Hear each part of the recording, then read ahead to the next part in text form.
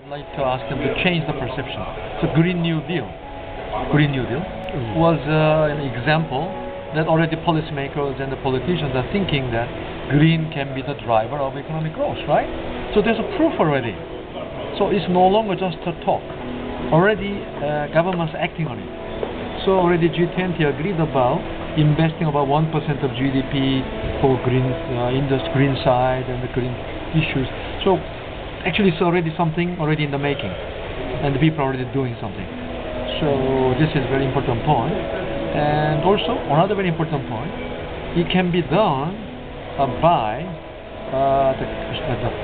it can be done only by the government leadership. Without government leadership, it will be almost impossible to do it. You cannot leave it to the market. So a market can function within the given parameters, but green growth is about changing the parameters of how economy operates, right?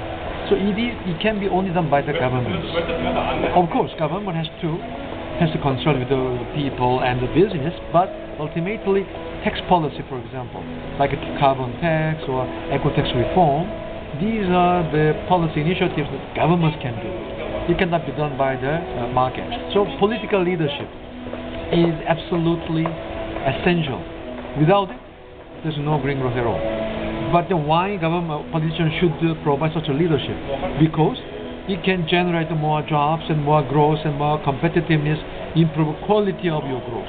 In the end, the quality of growth. Because before, many politicians, including any economists, we didn't thought about the cost of growth, right? But now there are many hidden costs we should be aware about. So without accounting such a hidden cost, what's the genuine meaning of growth? So this is a hidden issue.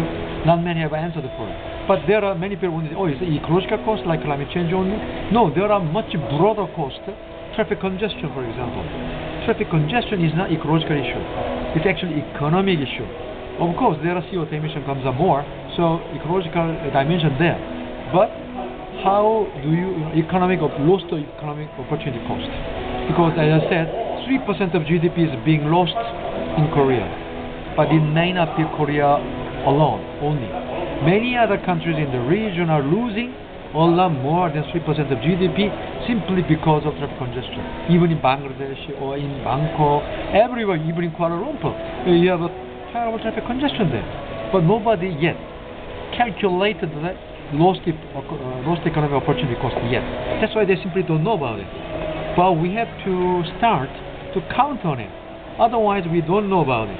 So meaning that this is an important point that we have to shift to focus from quantity of growth to quality of growth, because it directly linked to improvement of our progress, well-being, and like this. So policymakers have to understand there is a hidden dimension of hidden cost, and so you have to improve it by minimizing hidden cost and maximizing net growth, not just the GDP, but net growth means take out the hidden cost out of GDP.